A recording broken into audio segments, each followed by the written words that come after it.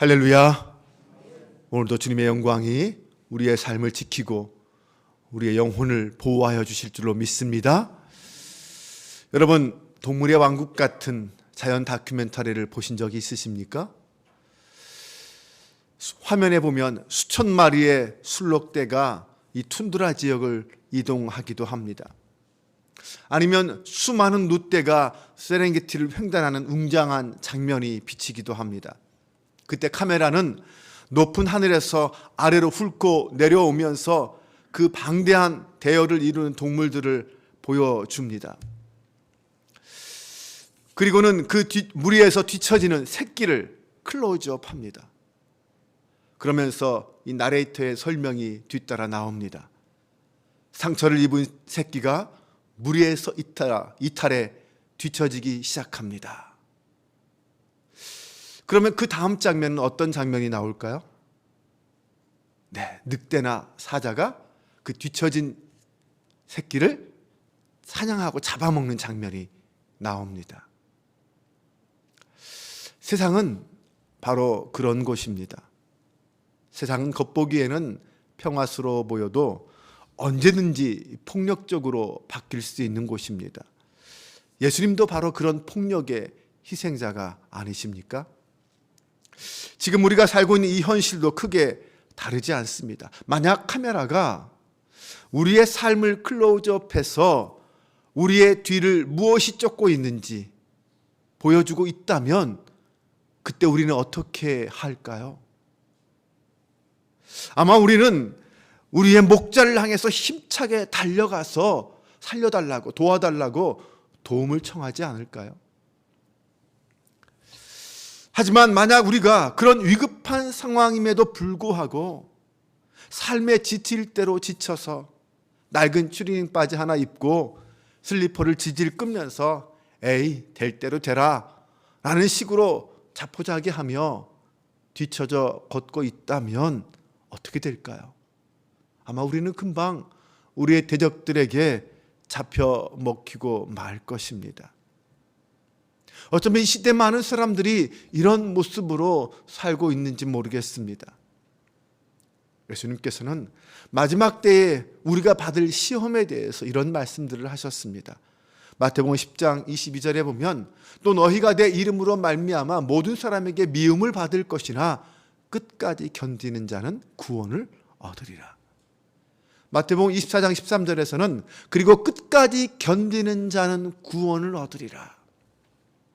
끝까지 견디는 것, 이 인내, 이것은 어떤 시험이든 끝까지 견디는 자와 견디지 못하는 자를 구별하는 핵심 요인입니다. 주님은 우리에게 끝까지 버텨라, 끝까지 견뎌라, 낙심하지 말라라고 말씀하십니다. 아니 그냥 억지로 참으라라고 말씀하는 것이 아닙니다. 예수님은 우리에게 끝까지 견디고 다시 살아날 수 있는 방법을 가르쳐 주셨습니다. 그것은 목자이신 예수님으로부터 나오는 은혜입니다. 그 중에 인내는 주님이 우리에게 성령을 통하여 주시는 은사입니다. 성령을 통하여 우리에게 은사를 주시고 그 은사를 힘입어 끝까지 이겨낼 수 있도록 인도해 주신다는 것입니다. 우리 그리스도인들이 살고 있는 현실은, 삶의 자리는 두 곳입니다. 바로 육적 세상과 영적 세상, 땅과 하늘, 이 두 곳이 우리가 살고 있는 곳입니다. 이 두 세상으로부터 우리는 다양한 은혜를 제공받습니다. 육적 세상, 이 자연 세계는 우리에게 아름다움을 주고 쉼과 안식을 줍니다. 이 복잡한 도시에서 벗어나 한적한 시골만 내려가도 얼마나 쉼이, 안식이 찾아오는지 모릅니다. 또한 인간은 영적 세상에서 평안을 누리며 살도록 창조되었습니다. 하나님이 베푸시는 하나님 나라의 쉼을 통하여 하나님의 은혜를 받아 누리며 살아간다는 것입니다. 우리는 매일 기도와 예배와 찬양과 말씀을 통하여 하나님으로부터 내려오는 그 사랑과 위로를 받으며 살아갑니다. 이렇듯 인간은 육적 세상과 영적 세상, 이 땅과 하나님 나라로부터 두 곳을 오가며 살도록 창조되었습니다. 여러분 펭귄을 아시죠? 이 펭귄은 바다와 육지를 다 오가며 자유롭게 살아가는 존재입니다. 해양성 조류죠. 육지에서 이 펭귄은 대부분의 포유류처럼 둥우리를 짓고 잠을 자고 새끼를 키우며 살아갑니다. 하지만 이 펭귄은 바다에서도 자유롭습니다. 바다에서는 육지보다 더 자유롭게 마음껏 헤엄치며 다닙니다. 우리도 마찬가지입니다. 우리는 이 땅에서, 이 땅이라는 이 세상 속에서 자유롭게 살아갑니다. 뿐만 아니라 하나님 나라에서도, 영적 세상에서도 우아하게 아름답게 살아갈 수 있습니다. 우리는 본래 이 두 세계에서 모두 힘을 얻고 쉼을 얻으며 살도록 창조되었습니다. 하지만 사실상 대부분의 사람들은 하나님 나라의 은혜, 영적 세상의 은혜를 잘 누리지 못하고 살아갑니다. 아니, 하나님 나라의 은혜는 무시하면서 이 세상 속에서는 잘 살고 싶어 합니다. 물과 육지 두 군데서 사는 동물을 양서류라고 합니다. 진정한 양서류 중에 개구리가 있습니다. 우리가 잘 알죠, 개구리. 이 개구리는 기어 다닐 마른 땅이 없는 물탱크에 집어넣으면 얼마 살지 못하고 죽습니다. 뿐만 아니라 반대로 개구리를 물이 없는 사육장에 넣어도 곧 죽습니다. 이 양서리가 살기 위해서는 물과 땅 두 군데가 모두 있어야 한다는 것입니다. 우리가 하나님이 주신 아름다운 생명을 누리며 살기 위해서는 이 땅에서 받는 은혜와 쉼이 있어야 하고, 또한 나가서 하나님으로부터 오는 하나님 나라의 쉼과 하나님 나라의 은혜도 받아 누려야 합니다. 이 땅에서의 은혜와 이 땅에서의 위로만으로는 결코 살아갈 수 없다는 것입니다. 이 팬데믹 시기를 보내면서 믿음이 좋다고 하는 사람들도 대부분 영적 황폐함을 느끼며 살고 있습니다. 영혼이 황폐해지면 점점 우리의 마음은 메말라 갑니다. 우리의 영과 육이 점점 생명력을 잃어가고 삶의 기쁨과 소망도 사라져 갑니다. 그 중에 최악은 하나님으로부터 점점 멀어져 간다는 것입니다. 예배를 드려도 기쁨이 없습니다. 우리의 믿음은 점점 무건조해지고 무뎌지고 심지어 사라지기까지 합니다. 내가 왜 교회에 다니는지 모르겠습니다. 하나님을 믿고 싶어도 마음이 우러나지 않습니다. 믿음이 점점 절망의 그림자가 덮이면서 우리의 영혼은 정말 피폐해지기 시작합니다. 나름 예배도 드리고 나름 기도도 하고 성경도 읽지만 나름 노력했지만 우리의 영혼이 황폐해지는 것을 막을 길이 없습니다.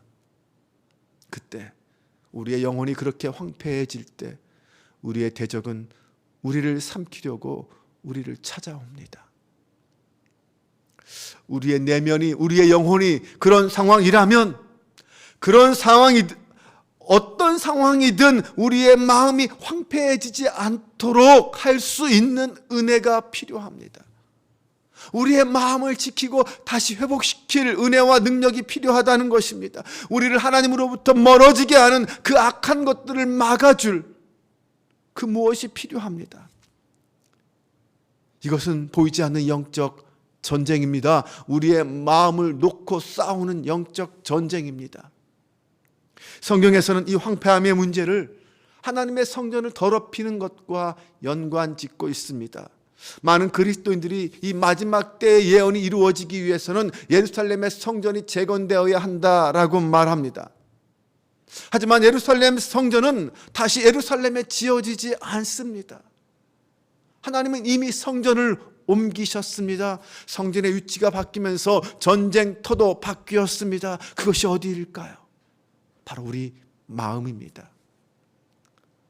하나님은 성전을 물리적인 이 건물에서 우리 인간의 마음속으로 옮기셨습니다. 고린도전서 3장 16절에 보면은 너희는 너희가 하나님의 성전인 것과 하나님의 성전이 너희 안에 계시는 것을 알지 못하느냐. 누구든지 하나님의 성전을 더럽히면 하나님이 그 사람을 멸하시리라. 하나님의 성전은 거룩하니 너희도 거룩하니라. 고린도후서 6장 16절에 보면은 우리는 살아계신 하나님의 성전이라. 19절에 보면은 너희 몸은 너희가 하나님으로부터 받은 바 너희 가운데 계신 성령의 전인 줄 알지 못하느냐. 너희는 너희 자신의 것이 아니니라. 네, 우리는 하나님의 자녀요. 우리는 예수 그리스도의 제자입니다. 우리는 하나님의 성전입니다. 우리가 이 사실을 분명히 믿고 고백할 때 우리는 우리의 영혼의 황폐함을 견딜 수 있는 소망과 능력을 얻을 수 있습니다. 우리 마음은 전능하신 하나님이 거하시는 성전인 줄로 믿습니다. 내 주님을 내 마음속으로 초청하면 성전입니다. 내 주님을 내 마음으로 초청했을 때 우리는 하나님의 성전이 됩니다. 초청하는 것 어렵지 않습니다. 쉽습니다. 이렇게 외치면 됩니다. 예수님, 저는 주님이 필요합니다. 정말 주님이 필요합니다. 주님, 제 마음의 성전에 마음을 엽니다. 내 안에 들어오셔서 내 안에 함께 해주세요. 내 삶을 온전히 주님께 드립니다. 주님 오셔서 나의 구원자가 되옵소서. 구약에 보면 처음에 장막이 생기고 나중에 성전이 지어집니다. 이 장막과 성전은 하나님이 당신의 백성들과 함께 하시는 곳, 당신이 임하시는 곳입니다. 그러기에 사탄은 언제나 이 장막과 성전을 파괴하고 더럽히기 위해서 수단과 방법을 가리지 않았습니다. 성전은 백성이 하나님과 함께 만나는 곳입니다. 하지만 예수 그리스도의 오심으로 그 하나님의 성령, 하나님의 거처는 물리적인 성전에서 이제 성도의 마음으로 바뀌었다고 했습니다. 예수님께서 십자가에 달려 돌아가실 때 성전의 휘장이 위에서부터 아래로 찢어졌습니다. 그리고 비로소 오순절날 성령이 임하였습니다. 이로써 성전은 이제 우리 사람의 마음속으로 옮겨졌습니다. 하나님의 성전이, 하나님의 임재하시는 곳은 이제 우리 마음속으로 옮겨졌습니다. 우리 마음이 하나님이 임재하시는 성전입니다. 그리스도는 이제 우리와 함께 우리 속에 계시게 되었습니다. 우리의 대적 사탄 마귀도 우리의 마음이 새로운 성전이라는 사실을 알고 있습니다. 그래서 그는 이제 우리의 마음을 황폐하게 만들어서 하나님의 성령이 거하지 못하게 만들려고 합니다. 사탄은 우리에게 의심과 두려움을 주고 온갖 트라우마를 심어서 그렇게 만들려고 합니다. 코로나가 우리를 그렇게 위협하며 만들어 갔습니다. 결국 많은 사람들이 그 마음의 성전을 떠나서 교회를 떠났습니다. 하지만 하나님은 우리가 이런 시대를 살 줄 아시고 대비책을 마련해 주셨습니다. 황폐함이 무엇인지 궁금하다면 메마르고 황량한 광야를 떠올리면 됩니다. 황폐함은 모든 것을 황무지로 만듭니다. 그 황무지의 반대는 무엇입니까? 에덴 동산입니다. 하나님의 낙원, 우리의 고향, 아름다움과 영광이 넘치는 에덴 동산입니다. 성경과 인류의 역사를 찾아, 그 흐름을 찾아 올라가다 보면 우리의 원수 사탄은 끊임없이 에덴을 황무지로 만들려고 했습니다. 반대로 하나님은 끊임없이 황폐한 이 땅의 황무지를 에덴으로 만드시려고 한다는 것을 알 수 있습니다.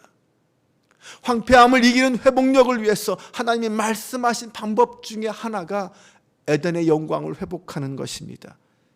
우리 안에 있는 영광, 우리를 둘러싸고 있는 그 하나님의 영광을 회복하는 것입니다. 예수님께서 물을 포도주로 만드셨던 이 가나의 혼인잔치를 한번 생각해 보겠습니다.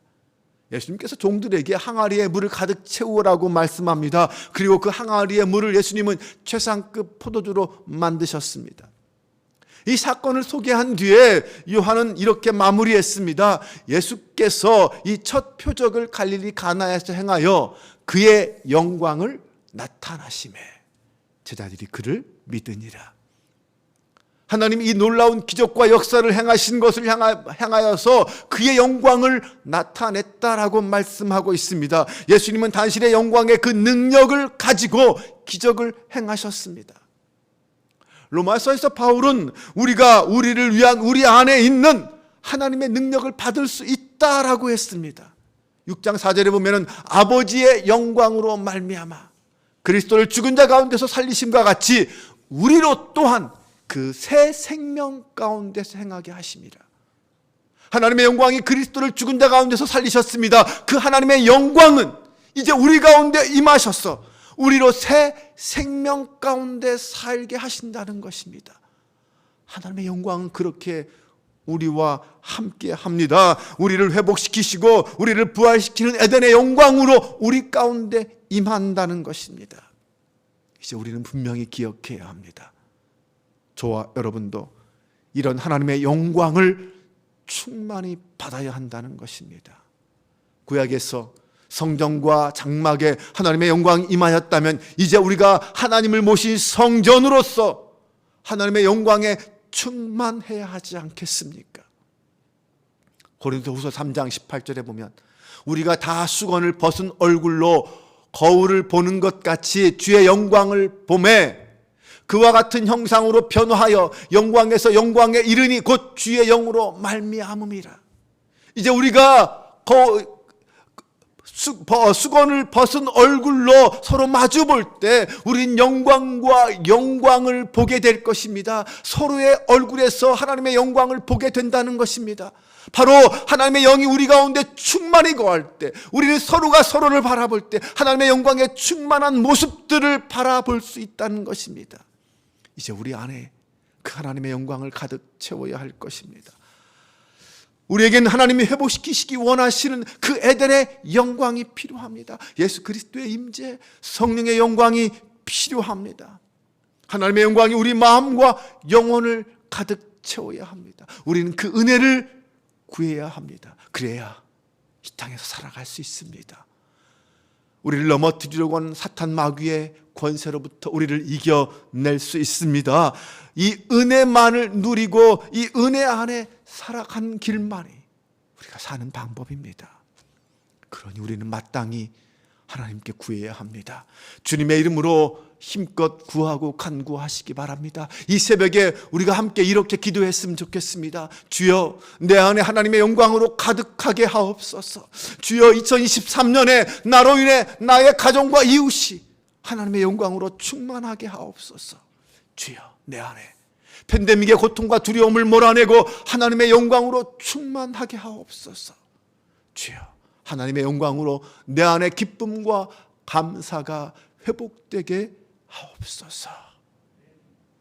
기도하겠습니다. 하나님, 우리의 육신은 이 땅에 살면서 우리의 영혼은 하나님 나라를 살기 원합니다. 하늘과 땅을 모두 살면서 그것으로부터 오는 은혜와 안식을 누리며 살길 원합니다. 무엇보다 우리 안에 하나님의 영광이 가득한 성전이 있음을 믿습니다. 나를 성전으로 세워주신 하나님의 은혜를 따라 에덴의 영광을 누리며 살아가는 하나님의 자녀 되게 하옵소서. 사랑의 하나님, 하나님의 영광을 가로막는 악한 죄악의 욕망들이 내 안에서 몰려올 때마다 예수 그리스도의 이름으로 기도하게 하옵소서. 오직 주의 이름으로 오시는 성령의 능력에 사로잡히게 하셔서 하나님의 영광으로 충만한 우리 마음이 성전 되게 하옵소서. 성령 하나님, 이 새벽에도 우리 영혼을 강한 능력의 팔로 붙잡아 주시고 오늘도 험한 세상 속에서 믿음의 사람으로 당당하게 살게 하옵소서. 우리 구주 예수 그리스도의 이름으로 기도합니다. 아멘.